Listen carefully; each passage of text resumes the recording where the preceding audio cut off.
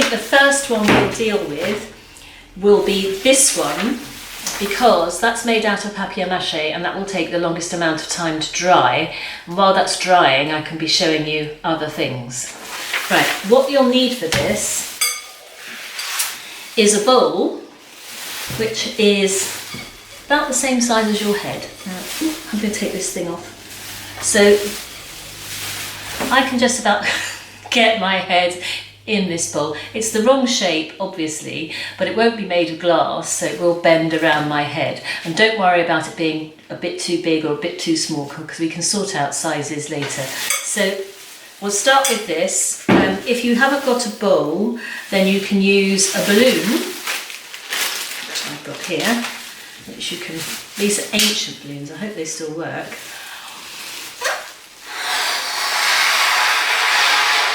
Right, that needs to be a bit bigger, but blow it up so it's comparable to the size of your head. Obviously quite a bit bigger for me. So blow it up, make it the same sort of size as your head, and then you can use that. And what I suggest you do is, when you've blown it up, we'll put it in a small bowl like this to keep it steady so you can work on it. Okay, didn't intend to do that, didn't think that one through. Right, hair out of the way. First thing we're going to do, now we're going to cover this in papier mache, and papier mache is basically ripped up old bits of paper, and I'm going to just use old newspaper which we've got lying around the house. I don't have any water-based glue, but if you do, you can use that. So I'm going to make some glue out of some old flour, which I'm embarrassed to tell you expired in December last year, but I've still got it in my drawer. So we're going to use that, not fit for consumption, and we're going to make that into a glue simply by adding some water to it. And I'm going to use that to make my papier mache bowl. Right, but before we start putting anything on here, we need to, I know a lot of people don't do this, but I think it's a good idea to cover this or the balloon or whatever you're doing with some sort of oil so that it doesn't stick to the bowl and is then difficult to get off, or it tears as you take it off. Alternatively, you can just cover it in cling film. I try not to use cling film because I don't like putting plastic in the ocean and into the recycling, whatever. Anyway, so I'm going to put just oil on mine, and you can do what you want. Oil will, let me just tell you, make whatever paper you're using go slightly transparent, but I don't think that's a problem for these purposes. Right, I haven't got the oil here. I'm just going to go and get the oil. I'll be back. Okay, I'm back. Now I've moved the camera so that you can see my hands rather than my face. It's more important you see what I do, because you can still hear what I say even if you don't see my face, if that makes sense. Right, here is my upturned bowl. This is going to be the basis of my hat for one of the models. Now, this is becoming a theme, but I've discovered we have some vegetable oil, which is expiry date March last year. Anyway, so I'm quite happy to use this, thinking I'm not wasting any food. Right, I need a tiny amount on the top there. I'm going to pour that out. I'm then going to literally just use my hands to to cover the bowl. Right, okay, so that's that. Now my hands are covered in oil, which I'm just going to wipe on the paper because that's where it's going to go anyway. Right. The next thing I'm going to do is, here I have a glass full of stale flour, and here I have the same glass full of water. The ratio for making flour paste is 1:1, which basically means however much you put in of one thing, you put the same amount in of the other. So I'm just going to pour that in there. If it's too thick, you obviously just add more water. Right, this is going to be a bit lumpy, so I'm just going to stir this through. You can use an electric mixer for this if you want to, but it doesn't take too long to do it by hand. Just make sure you get rid of all the lumps, otherwise you'll have some lumpy bits in your hat. Right, this is quite thick, so I think I'm going to put a little bit more water in this. You don't want too much water, otherwise it just ends up being sort of too watery to stick. Maybe that's all right. All right, I'm going to try it with this and we'll see how we get on. Only make a small amount to start with. You don't want to just sort of put too much in and then it just gets spilled everywhere. Right, since that's my paper there, I'm just going to put that on there for the moment. Right, so if you're in a bad temper with anyone, this is a good thing to do. Just rip up bits of paper, and to start with, you just pat them down. If you make them too big, as I've done here, you'll find it kind of just, you know, sticks up a bit like that, so you need to make it small enough that it covers it. And the first layer, you can pretty well just do it like that. You don't need to overlap it. Right, that's not going to stick. So,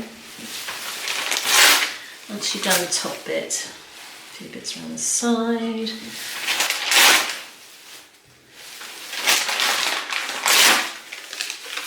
You can start adding the glue.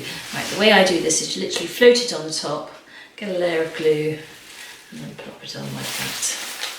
Float it on the top, wipe some of it off on the side. So, now, you can either rip it as you go into small pieces, or you can just do a mass tearing session to start with.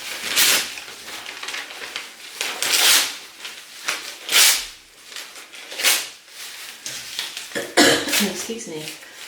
Right, there we go.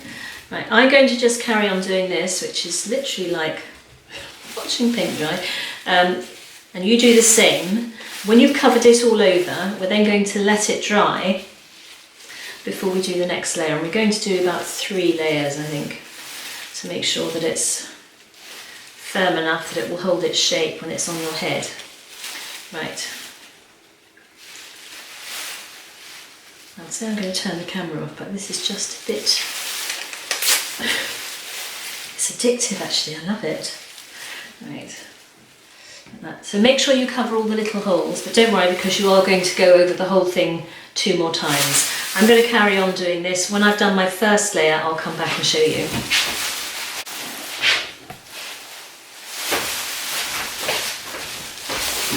Right, I'm back. So here is my bowl.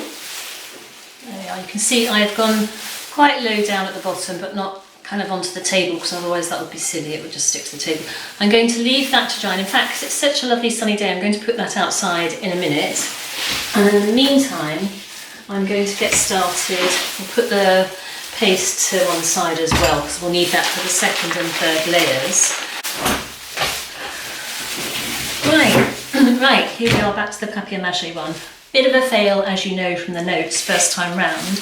So what I had to do is scrape all of the first lot off, and then I've covered this bowl with cling film because the vegetable oil was just too thin to seal the glass from the newspaper. It simply sank into the newspaper, and then the newspaper and the glue just kind of bleh, and that's a technical term, bleh, and stuck to the bowl. So to cut a long story short, I've taken all that off, started again. I've covered it in cling film, which will hopefully mean that it will just lift off when it's got another 2 layers of papier mache on it. And in the meantime, I just want to talk to you quickly about what you can do for a brim. Now, as I said before, there are 2 different ways you can do the brim. You can either make it floppy, which, full of tongue full of glue. Right, so you can make it floppy like this, and the way I suggest you do that is in between layers now, after you've got your first layer on, is rip your sheets of paper so that they are small at the top, and then they come down like this, so that you then have newspaper. You don't need to trim it at this stage, wait till you've actually done it. So you've got a newspaper brim like that, okay?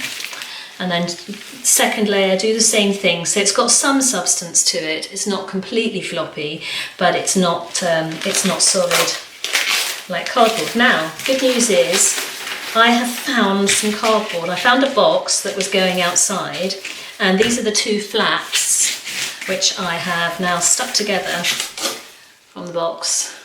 And I'm going to use that as one piece for the brim. I've put that pretty much in the centre. Don't cut the middle bit out yet, because when papier mâché dries, it shrinks, so you don't know where the finished edge is going to be yet. So in the meantime, let's just cut the brim. So I want my brim to be as wide as possible, so I'm going to, what I've done is I've just cut this straw to make it as wide as possible here, and then I'm just going to go around, so I'm going to just mark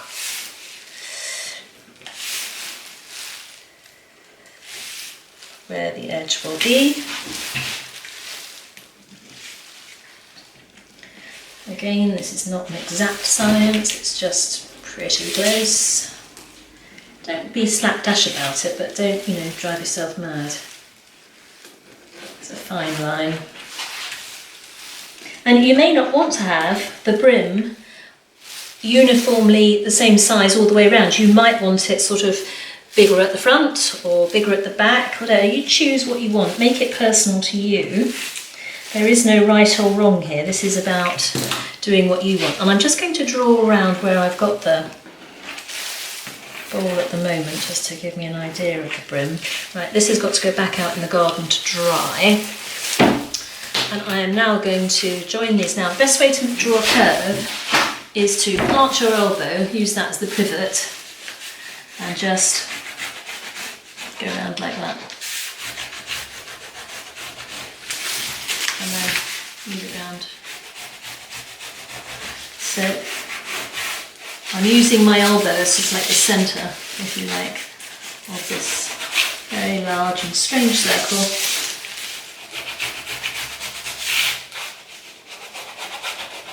There we are. So I don't know if you can see that. I'll just sketch the line out. I'm going to cut round here now, so we've got our brim, and then eventually when this is 3 layers and dry, which hopefully it will be by tomorrow, we can attach that to the brim and then start decorating. So I'm going to get on with this off camera. Right, I'm back. Now, while you were sleeping, I have off camera put the extra 2 layers on this. It actually got dark, so I ended up using hairdryer to dry it off, then left it overnight. So this is now dry, and as you can see, ta-da, comes off really easily. I did actually have to, true confessions here, have to use a spatula to kind of just get under it a little bit. And it did tear a little bit here, but it doesn't matter because it's very easy. I'm just going to take this out. That's the cling film. It's very easy to just run a bit of tape around the outside to reinforce it. Now, removing my bowl, I'm going to show you how to attach the brim to the hat. Before I show you how to attach the brim to the hat though, I'm just going to run a bit of tape around the edge here to reinforce it.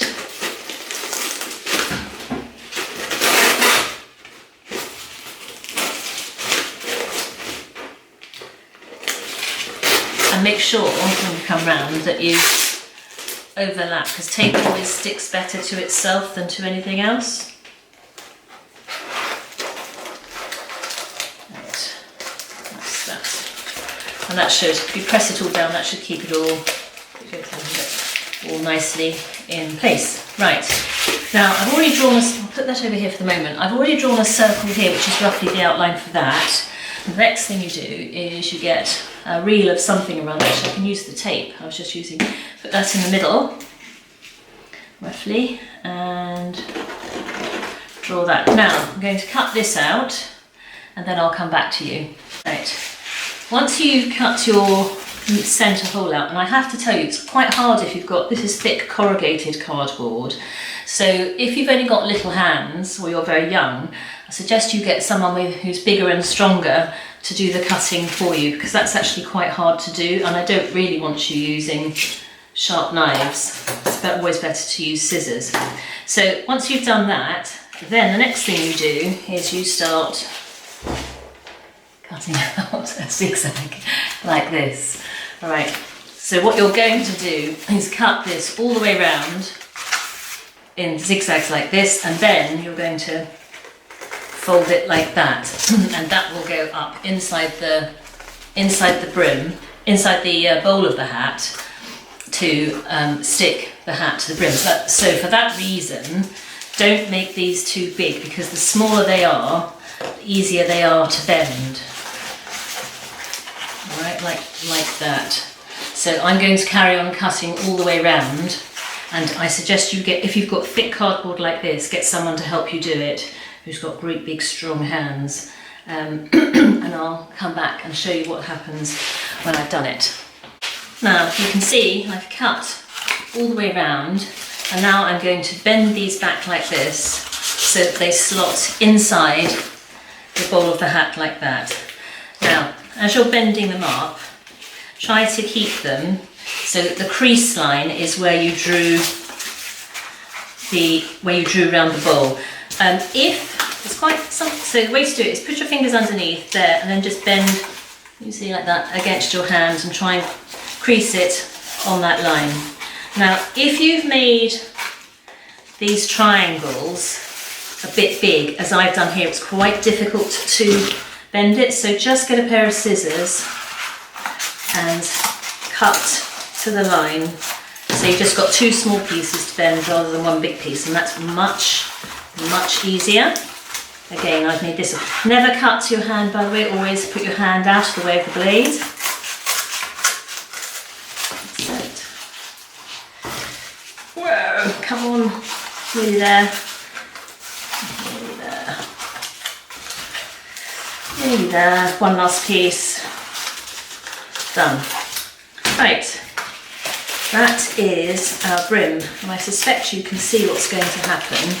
We put the bowl of the hat on top, and then we turn it over and we stick down all of these pieces on the inside. So I'm going to get lots of sellotape and stick that all down. You might find it easier, so that it doesn't wiggle about while you're doing it, to position your hat and then just take a long piece and tape it down to the brim here, and whoops, the same on the other side, so that it doesn't wiggle around. And I would do the same thing this way as well, just to hold it in place, and that makes it easier when you turn it over to just stick these pieces down. Okay, I'm going to do that, and then I will come back and show you the finished undecorated hat. We are going to make this look so much more spectacular. See you in a minute. Well, this hat is proving to be a bit of a challenge, because as this has flour and water paste on it, the sellotape doesn't stick to it. I've tried putting tape round to hold put it round this way, but again, it doesn't make much of an impact, so it's a good job we have got the sellotape on the outside. So what I'm actually going to do, which is what you have in actual hats, is I'm going to make a hat band on the inside here, which will press these back and make it keep its shape. Now, as you know, I don't have a lot of cardboard in the house, but I did have some cling film. So I've just taken the wrapper, the flap off the cling film, cut it in half, and I'm going to make a hat band to go around on the inside like that, which will make it hold in position. Right, so let's just make sure I'm going to overlap it a bit here.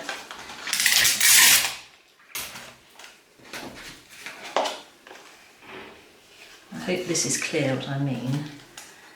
And then if you've got a gentleman's hat in particular at home, if you have a look inside, you'll see there's always a band on the inside, exactly for this reason actually, to make it hold its shape. So let's make sure we get the right size. So I want it to push back all of those pointy bits, and let's sellotape it into position as we go.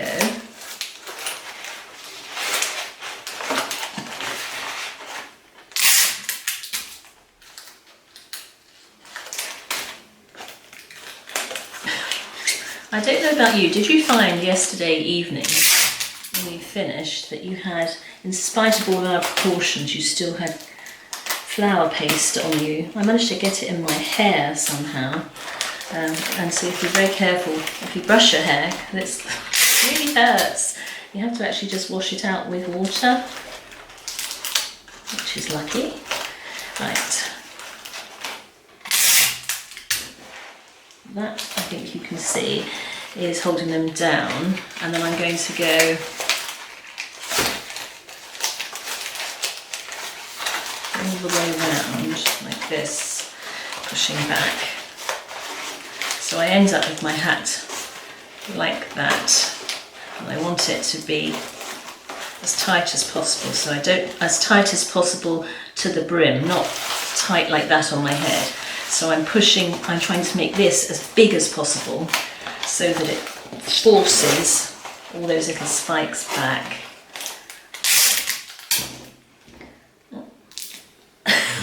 I'm getting, goodness, sellotape, sticky. I'm hopeless with sticky things. I always end up covered in glue or tape myself.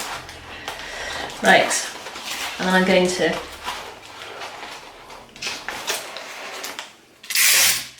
take these two edges together. Right, I'm going to tidy this up, and then I'll show you when I'm done.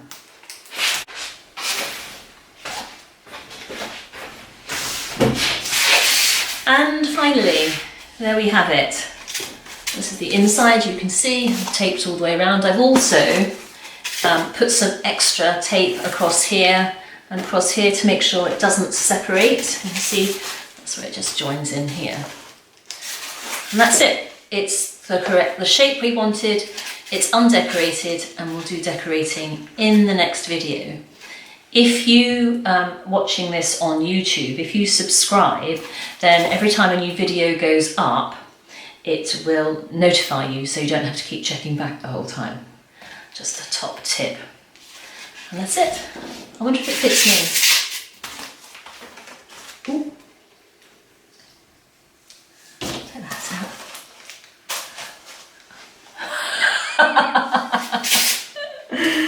Oh dear. There we are. Sort of, it does. I think I've now got sellotape in my hair. See you on the next video.